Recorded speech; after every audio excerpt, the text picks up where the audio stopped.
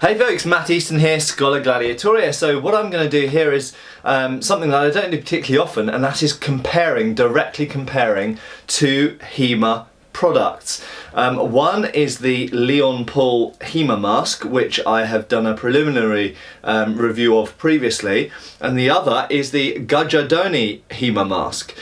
So they are literally going head to head. So let's see what I thought of them. So as mentioned previously, I have spoken about the Leon Paul mask. Let's just look at the Leon Paul mask. Now, I've been using this for a little while already, and there were the few issues that I mentioned in the original review. I'm only going to pick out what I see as the headlines regarding this mask. Now, first of all, it is excellently made. Okay, it's a very sophisticated, and I might use that word a few times in this comparison. It's a very sophisticated product. A lot of thought has gone into this. Now, before I go any further, I will address the quality control issues as I perceive them. So, a lot of people out there who are testing or using or reviewing this product, the Leon Paul HEMA mask, some of them have noted, and some of them have personally experienced, some unreliability about the strength of the mesh. Now, I should caveat that immediately by saying that I have been hit a number of times in the mask since I've had this, and I have got no dents to show from it whatsoever. I've had two Leon Paul masks previous to this, and they didn't get dented either. So I personally have never had any problems whatsoever with the mesh of this mask, which incidentally, this is tougher than they've ever used before, at least in theory. It's thicker and it's stainless steel. It should be very, very tough mesh, but I should mention, and it's only fair to mention, that there are people out there, including a student in my own club in fact, who have had denting issues with these masks. Now, I don't know what the reasons for that is. It seems to me that not everybody has got the same mesh on their mask, and I can't really comment any more on that issue because I don't know any more about it. But just to flag up, some people have had some denting issues and have sent products back or tried to send products back. I have not had any issues whatsoever, and it seems to be very tough mesh on my mask. Okay, so next thing I mentioned was this metal back edge. A few other people have also commented on this, and I do think that I was right to flag that up. I think it is a bad idea to have a metal rim at the back of the mask here, because if it gets hit by metal weapons, it's going to get chewed up, and you're going to end up with sharp edges that might come into contact with the back of your head. And if you don't have hair, or even if you do have hair, then this could cut the back of your head quite fundamentally. So I do actually prefer my old instructor's mask, which had a thick rubber edging around there, because I think that was both stronger and safer. Okay, the next thing, which is, as far as I know, unique to Leon Paul masks, is this clip. Okay, and it's got a magnet in it that I always have problems getting to work, but essentially the theory is it goes around the back of the neck and clips up so that in close combat, so if you're grappling or someone grapples with you, the mask won't fly off your head. So it's actually a safety measure, and in theory I think that's fantastic. However, I personally never used it. Now, I should mention that you can unclip the thing, you can just remove it, so it's not really a problem. But I think it's good that it's there for people that feel that they need it, for people that want it. Okay, now the next issue, I'm going to leave the biggest issue till last, okay? But the next issue is the bib. It is, and I didn't make this necessarily clear in my previous review, it is stiffer and tougher than other forms of bib that Leon Paul use in their other masks, I believe. And it's good, I like it. It has one problem, and that problem is because of the way it's shaped. I find with my jacket, and I've seen it happen with certain other people's jackets, what can happen is that. Okay, now the fundamental problem here is, I'll just slip the mask on. If you've got a fencing mask on and that sits flush against my body, I'm just wearing normal clothes at the moment, that's fine. However, if you have additional padding or chest protection here and you look down, what happens is the bib does that, and that exposes your throat. That is really not a good thing, okay? So I think, and that can theoretically happen with any mask. It's not particular to the Leon Paul mask, but I do think it's something that HEMA masks need to address. We need to be absolutely certain that mid-fight, your bib is not going to go up and stay up and expose the throat. Yes, people should have gorgets underneath, they should have something protecting their neck, probably a high collar of their jacket if nothing else, but nevertheless I don't think that should be able to happen with any fencing mask really, not just for HEMA, but you know, épée, sabre, foil. I shouldn't really be able to happen with any of them. Now, the final point and the big point, and the reason why I personally started to look for another mask rather than sticking with this one, was the padding and the sizing. And I think this is a really big issue. Now, I have always worn medium-sized masks. That's not totally true. The first mask I ever got was a size L, and it was too big for my head. So quite simply, I gave it to someone with a bigger head, or more hair, and I got a size M, a medium-sized mask. And medium-sized masks have always fitted me. I've had 3 masks from Leon Paul, and medium always fitted me. Now, what I didn't appreciate when I bought this was this has extra padding inside, which is great, okay? That's a good thing. But what they've done is they've kept the sizing measurement for the outside of the mask the same. So now, with this form of padding, I would require a size L or a large size mask. So quite fundamentally, this mask was too small for me. And what I found is, I actually thought that my fitness levels had gone down. I was getting out of breath during sparring, more so than normally. And what I found is the mask was essentially slightly strangling me. And so I realised the mask is too small, and I went back to using my old mask, and lo and behold, I didn't have any breathing problems anymore. So if you're getting a Leon Paul HEMA mask, and they are a very nice product, they are very, very well made, and they've got lots of good things about them. But if you are getting one of these, I would advise getting a size bigger than you normally get. Okay? Right, now, moving on to the Gajardoni mask. So, first thing to say about the Gajardoni mask is this is the air mask version. This is the pump-up version. I'll talk about the pump in a minute. But there are 2 headline things for me that stand it in contrast to the Leon Paul mask. Firstly, it's quite significantly cheaper. Okay, that's the first thing. But you can balance that cheapness with the fact that Leon Paul has got some features that this doesn't, but I'll talk about that in a minute. The second major feature to mention is it comes as standard with a back of head protector. Now, if you'll remember when I reviewed this mask originally, one of the main points I made was that in my view, if any mask purports to be for HEMA, it must come with a back of head protector as standard from the outset. I don't believe you can call a fencing mask a HEMA mask if it doesn't have at least an optional extra, a purchasable added extra back of head protector. And the simple fact is, Leon Paul at the moment, I know they might have something in development, but Leon Paul at the moment do not have a back of head protector, which means that they don't have a complete HEMA mask product as it stands. A lot of people use the back of head protector from Spez, but in my experience, the Spez back of head protector is awfully designed. I've bought one and gave it away because I considered it a piece of crap, because it just doesn't fit a mask any smaller than size L, and this is a size M mask. There's no way that the Spez would fit on this reasonably, and in fact won't fit on a lot of other masks, even won't fit on some L masks.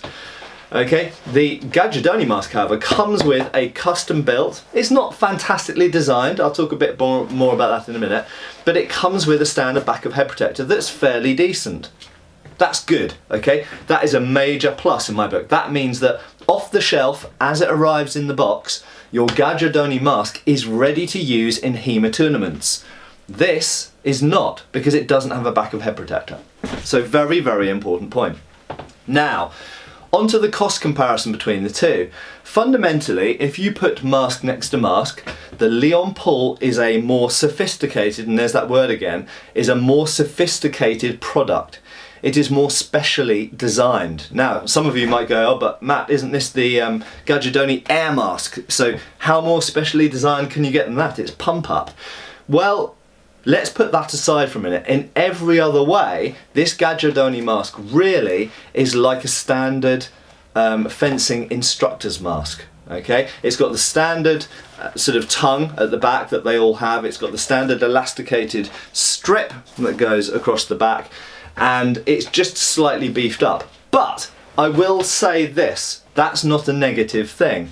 What they've done is they've kept the design essentially the same as an instructor fencing mask, but they've made sure that the strength and the quality is there. Now, this mesh is incredibly tough. I haven't strength tested this mesh compared to the Leon Paul mesh, but I have never heard of anybody having any issues with this mesh, and this is carbon steel rather than stainless steel. Now, I can't say without stress testing both of them which is better, but my inherent preference is actually for carbon steels over stainless steels, despite the fact that the advantage of the stainless steel mask is you can put it in the washing machine, it can get sweaty, it can get wet, and it's never going to rust. In theory this could, although of course it's been plastic or black coated to protect it from that happening. It has a very characteristic ridge running up the centre there. Just get it into focus. That may or may not serve a strengthening benefit, but I suspect that it probably does. By having this ridge up the centre, it, to my mind, is definitely going to make it stronger against impacts that do land directly on the front of the mask. The less flat the front of the mask is, the stronger it's going to be, the more integrity it's going to have against collapsing, essentially. Now, just looking at the bib, in fact the bib of this mask is pretty stiff. It feels as stiff and as thick and as tough as the Leon Paul one does, but importantly you'll notice it slants backwards, whereas the Leon Paul mask goes straight downwards.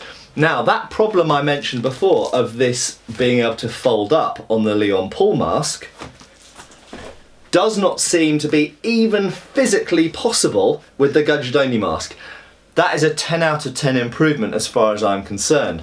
A number of times already I've had the problem of the Leon Paul mask, and it's because of the so-called exchange system where you can slide this bib in and out to wash it.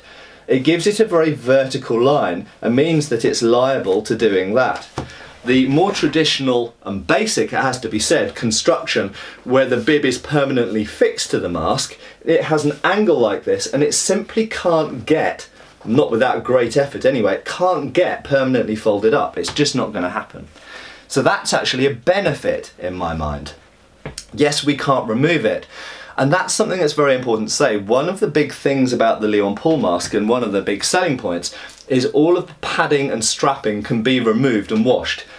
That's really, really good on the surface of it, except when it brings in an inherent design flaw to the mask, like the bib folding up issue. In this case, I would rather have the bib fixed permanently to the mask and not able to fatally fold up than the version on the Leon Paul mask. So in this case, the basic, simpler construction is actually better.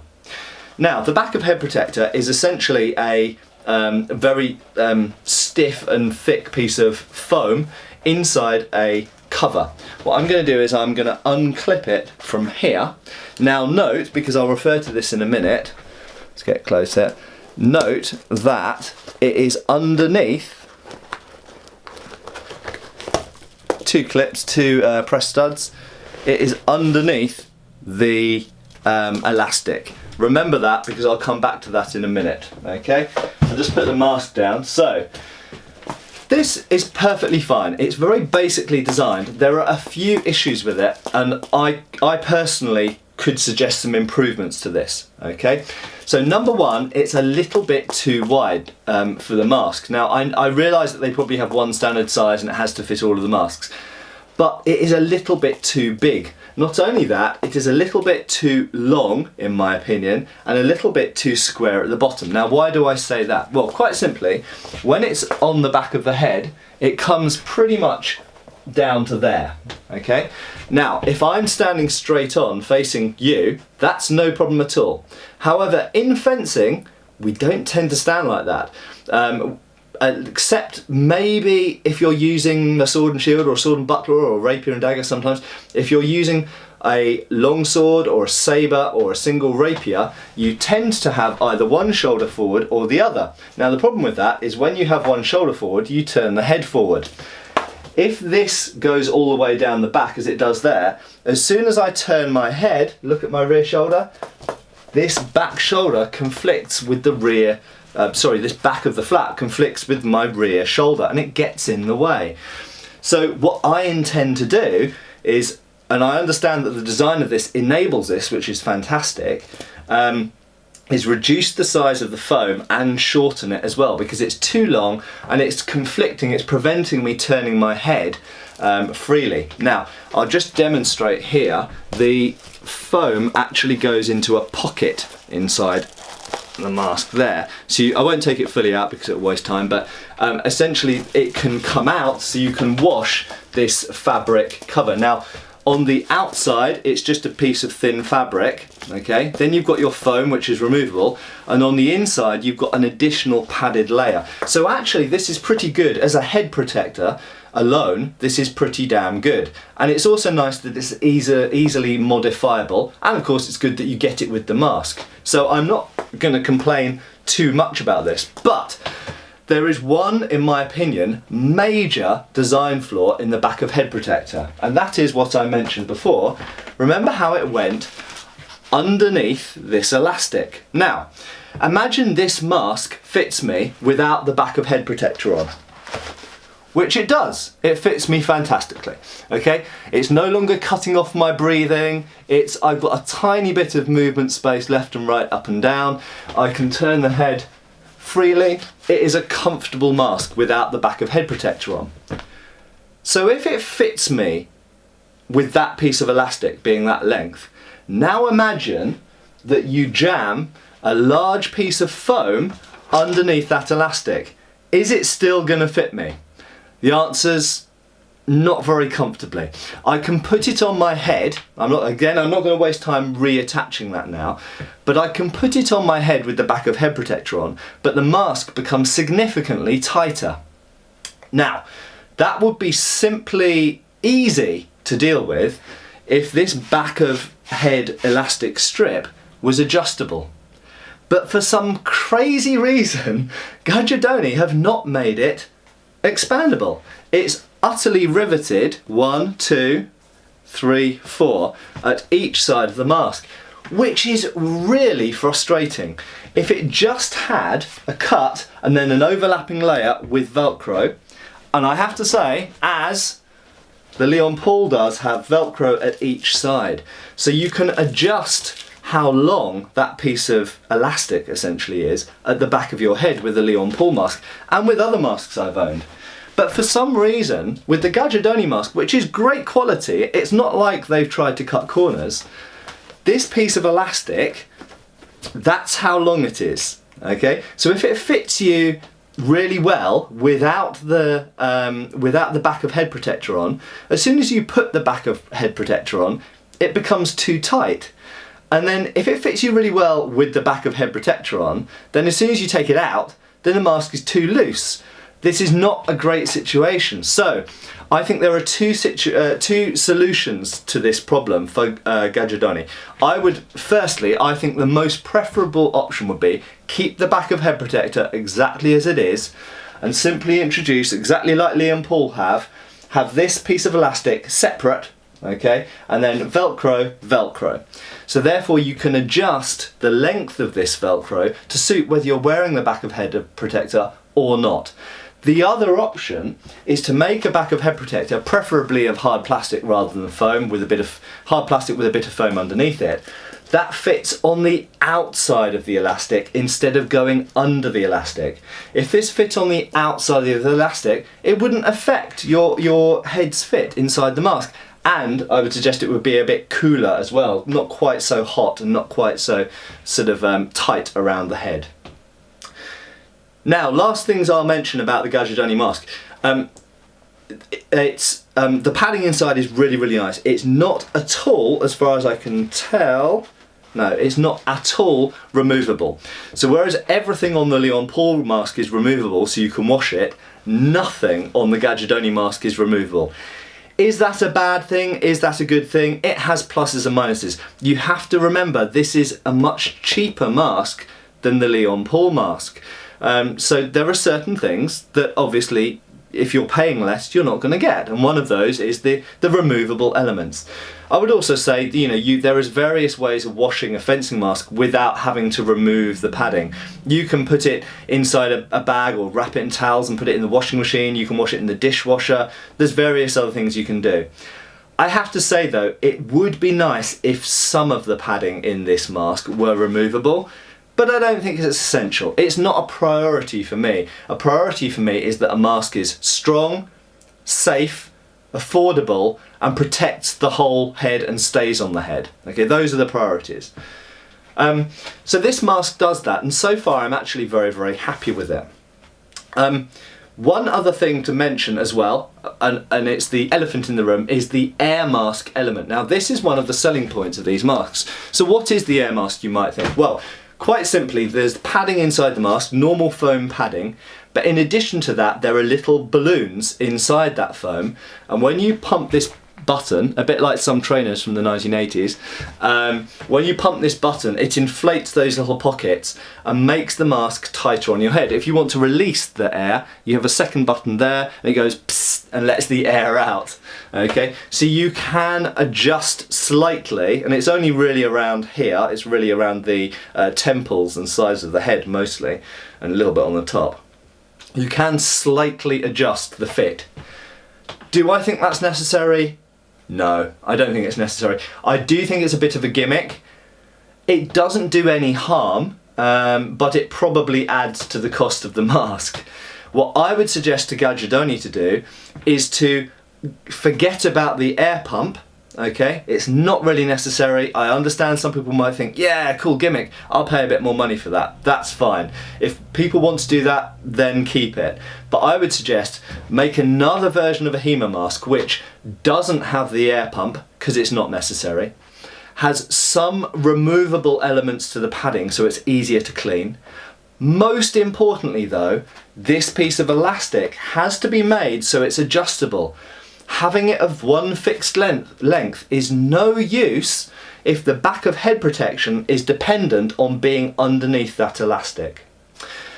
Now to sum up, I have officially switched from using the Paul HEMA mask to the Gajardoni HEMA mask, primarily because this one ended up being too small for me and the Gajardoni mask fits me well. It fits me very well without the back of head protection on, and it fits me adequately well with the back of head protection on. I would prefer to see a better solution for the back of head protection for the Gajardoni mask. Am I happy with this mask? Yes, I think it was reasonably good value. For a product made in Italy and seems to be, the quality is very good. The Gajardoni is a more basic mask than the Paul, but the basic things that it does, it gets right, more or less. Okay, the Paul mask has some issues, and I must say, one of the criticisms I made about the metal rim at the back of the Paul mask, the Gajardoni mask actually has exactly the same rim, just painted black. So I would prefer to, same criticism, I would prefer to see that rubberized at the back. So to cut a long story short, I do recommend the Gajardoni mask. I think it's decent value for money and you get a back of head protector with it. As I mentioned, it is a ready to go, out of the box HEMA mask because it has a back of head protector on. But it does have some issues and it could be made so much better. I think with some small changes, the Gajardoni Air Mask, HEMA mask, could be made 50% or even 100% better than it currently is, just with those minor changes that I've outlined. Cheers folks. Thank you for watching. Please subscribe, follow us on Facebook. You can buy t-shirts through Spreadshirt, support us on Patreon or follow us on Pinterest. Thank you.